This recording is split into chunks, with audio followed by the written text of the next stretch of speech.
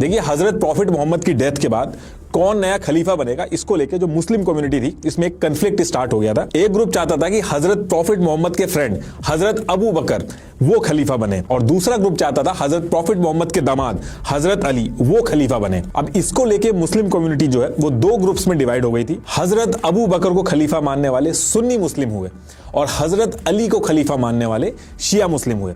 और भी बहुत सारी चीजें हैं, लेकिन ये मेन डिफरेंस है। अब अगर आप पूरे वर्ल्ड का मैप देखोगे तो ये जो लाइट ग्रीन कंट्रीज हैं इंक्लूडिंग इंडिया, इसमें सुन्नी मुस्लिम मेजॉरिटी में है, और डार्क ग्रीन कंट्रीज जैसे ईरान, इराक और यमन, तो यहां पे शिया मुस्लिम मेजॉरिटी में है। तो कहने का मतलब यह है कि शिया मुस्लिम सुन्नी मुस्लिम के कंपैरेटिवली काफी ज्यादा कम है। पूरे वर्ल्ड की जो टोटल मुस्लिम पॉपुलेशन है उसमें 87 to 90% मुस्लिम जो है वो सुन्नी है, और करीब 7 to 10% शिया मुस्लिम्स है। और इसमें भी एक चीज और है, जैसे दुनिया के अंदर जो इस्लाम रिलीजन को फॉलो करता है वो मुस्लिम कहलाता है, लेकिन ऐसा नहीं है कि इंडिया पाकिस्तान का जो मुस्लिम है, अरब मुस्लिम जो है, ईरान का जो मुस्लिम है, वो सारे एक है। इनमें काफी कल्चरल डिफरेंस है। जैसे ईरान मिडिल ईस्ट की कंट्री तो है और यहाँ पे पॉपुलेशन जो है वो शिया मुस्लिम्स की ज्यादा है, लेकिन ईरान के जो शिया मुस्लिम्स हैं उनका कल्चर अरब के जो सुन्नी मुस्लिम है उनसे एकदम अलग है। ईरान अपने आप को कल्चरली एकदम अलग मानता है अरब से। ईरान में फारसी बोली जाती है। ईरान मिडिल ईस्ट में है लेकिन अरब लीग का मेंबर नहीं है। अरब कंट्रीज वो हैं जहां अरेबिक बोली जाती है, वहां के मुस्लिम अरब मुस्लिम्स कहलाते हैं। अरब पूरे मिडिल ईस्ट में मेजॉरिटी में। अब ऐसा कोई स्पेसिफिक ऑफिशियल डिफाइंड मैप नहीं है मिडिल ईस्ट का, लेकिन जनरली 17 मिडिल ईस्ट कंट्रीज में से 13 अरब कंट्रीज हैं। ईरान इन 13 में से नहीं है। अरब की जो सुन्नी मुस्लिम पॉपुलेशन है वो डोमिनेट करती है पूरे मिडिल ईस्ट में। ये नंबर्स में भी ज्यादा है। शिया मुस्लिम्स जो हैं और सुन्नी मुस्लिम जो हैं इनमें हमेशा से कंफ्लिक्ट रहा है, और इसके चलते पूरे मिडिल ईस्ट में चाहे ईरान सऊदी प्रॉक्सी कंफ्लिक्ट हो, ईरान सिविल वॉर हो, सीरिया सिविल वॉर हो, बहराइन अपराइजिंग हो, 2014 में आईएसआई का शिया परसिक्यूशन हो, मिडिल ईस्ट के अंदर हर जगह इस चीज का रेलेवेंस आपको दिखेगा। इनफैक्ट इस चीज को समझे बिना मिडिल ईस्ट की जियोग्राफी समझना बहुत ही मुश्किल हो जाता है। अब देखिए, इंडिया से ये वेस्ट की तरफ, ये इधर है मिडिल ईस्ट, और यहां अरब सुन्नी मुस्लिम मेजोरिटी वाली कंट्रीज के बीच में ये है ईरान, और पहले इसको पर्शिया कहते थे। ईरान अपनी जियोपॉलिटिकल लोकेशन और रिसोर्सेज की वजह से सुपर पावर्स की नजर में हमेशा से रहा है। ईरान के अंदर कंट्रोल रखने के बहुत सारे एडवांटेजेस, पूरे रीजन में कंट्रोल मिलता है। ईरान का एक बॉर्डर इधर साउथ एशिया से लगा है, दूसरा बॉर्डर इसका अरब से लगा है, नीचे इसके पर्शियन गल्फ, अरेबियन सी, जहां से दुनिया भर का ट्रेड होता है। ये स्ट्रेट ऑफ हर्मुज है, ये यहां पे है। ये इसको अगर ब्लॉक कर दिया जाए तो दुनिया का जो 20% ऑयल का जो फ्लो है उसको आप बड़ी आसानी से बहुत ही कम टाइम में रोक सकते हैं। रिसोर्सेज की बात करें तो ऑयल और नेचुरल गैस के भंडार हैं यहाँ पे, लेकिन कुछ चीजें ऐसी हुई ईरान के अंदर जिसकी वजह से आज की डेट में ईरान की 28% पॉपुलेशन जो है वो पॉवर्टी में है, और 40% पॉपुलेशन जो है वो अगले 2 साल में पॉवर्टी में जाने वाली है। देखिए, जो सारी चीजें मैं आपको अभी शुरू में बता रहा हूँ, Shia Sunni differences, cultural differences, geopolitics, resources, इन सब के मायने हैं, ये अभी आगे जाके सेंस करेंगे, और ये सारी जो चीजें बताई हैं अभी आखिरी में जाके मिलेंगी। तो देखिए, ईयर 1800 का टाइम था और ईरान को कजर डायनेस्टी जो थी वो रूल करती थी, जिसके राजा थे फात अली शाह कजर। अब जनरली राजा जो होता है किसी कंट्री का वो पूरे देश पे राज करता है, उसकी चलती है, लेकिन ईरान के अंदर थोड़ा सा अलग सिस्टम था। यहाँ पे शिया मुस्लिम पॉपुलेशन जो थी वो ज्यादा थी। लोग अपने शिया मुस्लिम रिलीजन जो है उससे वेल कनेक्टेड रहते थे, और यहाँ पे रिलीजन के जो स्कॉलर्स होते थे, जो रिलीजन की बातें लोगों तक पहुंचाते थे, रिलीजन के लॉ क्या है वो लोगों को समझाते थे, तो इनकी ज्यादा चलती थी। ये जो रिलीजियस स्कॉलर्स थे इनको उलेमा बोला जाता था, और इसमें भी जो सबसे ज्यादा पढ़े लिखे स्कॉलर्स होते थे उनको आयतुल्ला बोला जाता था। और ईरान के अंदर ये जो उलेमा है इनके पास पॉलिटिकल पावर भी थी, तो सिर्फ राजा की ही नहीं चलती थी, उलेमा अगर कुछ कह देता था तो राजा को मानना पड़ता था। तो ये सिस्टम ईरान के अंदर उस टाइम पे काम कर रहा था। तो उस टाइम पे ईरान, जो कि पर्शिया कहलाता था उस टाइम पे, उसका एक बॉर्डर ब्रिटिश इंडिया से लगता था। पाकिस्तान उस समय अलग नहीं हुआ था, इंडिया के ऊपर ब्रिटिशर्स जो थे वो रूल करते थे, तो ईरान का एक बॉर्डर ब्रिटिशर्स के साथ लगता था, और दूसरा बॉर्डर जो था वो रशिया से लगता था। अब उस टाइम पे भी ईरान की जो जियोपॉलिटिकल इंपॉर्टेंस थी और जो रिसोर्सेज थे उस पे ब्रिटिशर्स और रशियन जो थे उन दोनों की नजर थी। दोनों ही सुपर पावर के बीच में ईरान फंसा हुआ था। अब इसके बाद डेट आती है मई 1804, और रशिया मौका देख के ईरान पे अटैक कर देता है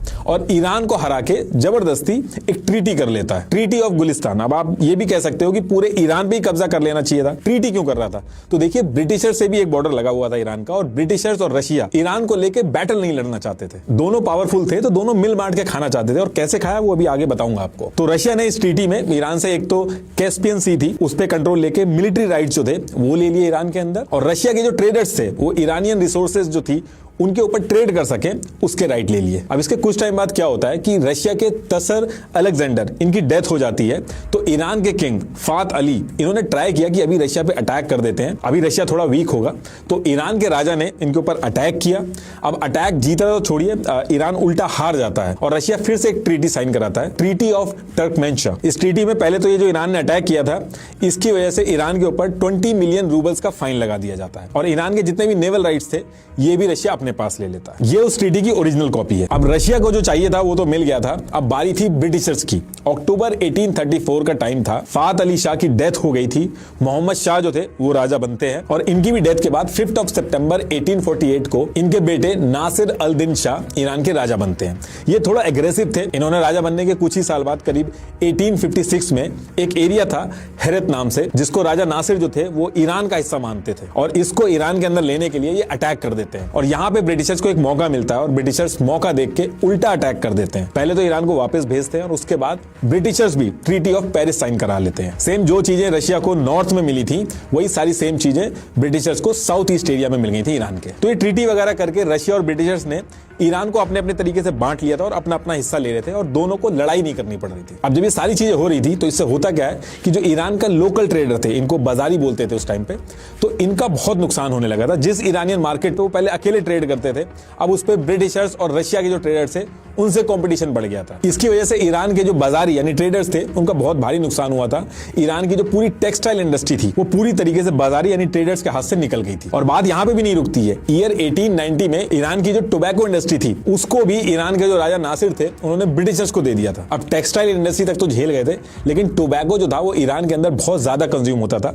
छोटे से लेके बड़े तक सारे जितने भी ट्रेडर्स थे उनका घर इससे चलता था।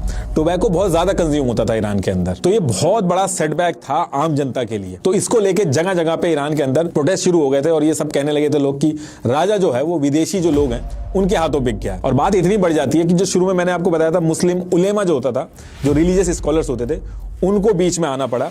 उलेमा के आने से राजा के ऊपर प्रेशर बहुत ज्यादा बढ़ जाता है। ईयर 1892 में राजा के ऊपर बहुत ज्यादा प्रेशर पड़ता है। इन सारी चीजों को वो समझता है और ये जो ट्रीटी थी इसको कैंसिल कर देता है। अब इस इंसिडेंट के बाद होता क्या है कि राजा जो था उसको लोग हल्के में लेने लगे थे और जो उलेमा था उसका कद ईरान के अंदर बहुत ज्यादा बढ़ गया था। और इसके 4 साल बाद 1896 में मिर्जा रिजा खरमानी इस नाम का एक आदमी था, उसने राजा नासिर की हत्या कर दी। ये हत्या करने बाद की मिर्जा की ओरिजिनल पिक है। अब इनकी डेथ के बाद सेम डे 1 मई 1896 को नासिर के बेटे मुजफ्फर अल दीन को किंग बना दिया जाता है और ये भी रशिया और ब्रिटिशर्स के बीच में फंस के रह गए थे, ज्यादा कुछ ये भी नहीं कर पाते हैं। अब जिस साल मुजफ्फर किंग बने थे इसी साल यूके का एक आदमी था विलियम डी आर्की, ये दुनिया भर में स्पेशली ऑस्ट्रेलिया में माइनिंग वगैरह करता था ऑयल की, और इसके हाथ में एक रिपोर्ट लगती है जिसमें यह था कि ईरान के अंदर ऑयल निकलने की ह्यूज पॉसिबिलिटी है। और जब ये रिपोर्ट डीआरकी के पास आती है तो डीआरकी मौके का फायदा उठा के ईरान के राजा मुजफ्फर से मीटिंग करता है और 16 अप्रैल 1901 को एक एग्रीमेंट साइन कराने के लिए रेडी कर लेता है। इस एग्रीमेंट में यह था कि आने वाले 60 साल तक विलियम डीआरकी ईरान के अंदर ऑयल को ढूंढेगा और ढूंढने के बाद अगर ऑयल निकलता है तो उसको टेक्नोलॉजी का यूज करके एक्सट्रैक्ट करना है और उसको मार्केट के अंदर ट्रेड करके बेचना है और प्रॉफिट बनाना है। और ये सारी चीजें ब्रिटिशर्स का जो साउथ जोन था उसी एरिया में करना था। इस एग्रीमेंट में यह भी था कि जो भी ऑयल निकाल के प्रॉफिट बनेगा उसका 16% ईरान को देना होगा और एनुअल भी एक अमाउंट फिक्स किया गया था कि वो ईरान को देना होगा। अब यहां से विलियम डीआरकी जिसको ब्रिटिशर्स का पूरा सपोर्ट था वो एक कंपनी बनाता है ईरान की गवर्नमेंट के साथ मिलकर और इस कंपनी का नाम था एंग्लो पर्शियन ऑयल कंपनी। और ये जो कंपनी है आगे चल के इस कंपनी की वजह से बहुत सारी मुसीबतें खड़ी हो गई थी ईरान के लिए। तो अब होता क्या है कि ऑयल ढूंढा जाता है। शुरू में ऑयल ढूंढने में पैसा और टाइम बहुत ज्यादा लगता है। विलियम डीआरकी जो थे वो अपना पूरा पैसा लगा चुके थे और जब उनके पास पैसा खत्म हो गया था जो ब्रिटिश गवर्नमेंट थी उन्होंने उनको पैसा दिया और पैसा दे के वो उनसे शेयर ले लेती थी इस कंपनी के। तो मेनली जो शेयर्स थे इस कंपनी के वो ज्यादा से ज्यादा शेयर ब्रिटिश गवर्नमेंट के पास आ गए थे और आगे चल के इस कंपनी का नाम चेंज भी हुआ था, ब्रिटिशर्स पेट्रोलियम हो गया था। अब ये कंपनी तो बन गई थी, ऑयल भी ढूंढा जा रहा था, लेकिन ऑयल मिला नहीं था अभी तक ईरान में। अब इसके बाद ईयर आता है 1908 और इस ईयर में बहुत बड़ा जैकपॉट लगता है और बहुत बड़ी ऑयल फील्ड निकलती है ईरान के अंदर। अभी जैकपॉट तो निकला था लेकिन इसका प्रॉफिट जो था वो ब्रिटिशर्स के पास जाना था। ब्रिटिशर्स इसके बाद पूरा का पूरा ऑयल निकाल के बेचना स्टार्ट कर देते हैं और ईरान को उसका 16% मिल जाता है और एनुअली भी उसका जो अमाउंट फिक्स था वो उसको मिल जाता है। अब देखिए इस चीज को लेके एग्रीमेंट तो पहले कर लिया था ईरान ने, लेकिन आप एक बार सोच के देखिए, अगर आपके घर के पास जैकपॉट ऐसा लगे और जिसपे आपका हक हो और आपको बाद में पता चले कि ये तो कोई गोरा आके ले जाएगा, तो ईरान के लोगों में भी बहुत ज्यादा गुस्सा आ गया था इस चीज को लेके कि इतना बड़ा जैकपॉट लगा है जो कि हमारा है, लेकिन उसके बाद भी हम उसका प्रॉफिट नहीं उठा पाएंगे। और यहां से ईरान के अंदर दिक्कतें स्टार्ट होती हैं, जिसका इंपैक्ट आज भी ईरान के ऊपर पड़ता है। इस पूरे इंसिडेंट के बाद ईरान के अंदर जो ईरान के लोग थे वो बात करने लग गए कि जो राजा है वो तो बिका हुआ है, वो किसी काम का नहीं है, और एक पैरेलली एक अलग सिस्टम बनाने की बात शुरू होने लगी। जो शुरू में मैंने आपको उलेमा के बारे में बताया था, जो रिलीजियस स्कॉलर्स थे, उन्होंने क्या किया, उन्होंने लोगों के सपोर्ट से ईरान के अंदर जो राजशाही, जो मोनार्की चल रही थी, उसको एज इट इज चलने दिया। उसके पैरेलल में एक इस्लामिक कॉन्स्टिट्यूशन चला दिया जिसमें वोटिंग, इलेक्शन, सारी चीजें होंगी। मतलब कि राजा अपना राज करता रहेगा, लेकिन उलेमा जो है उसका भी से होगा, और इसको नाम दिया गया मजलिस। जैसे इंग्लैंड के अंदर कॉन्स्टिट्यूशनल मोनार्की है जहां पे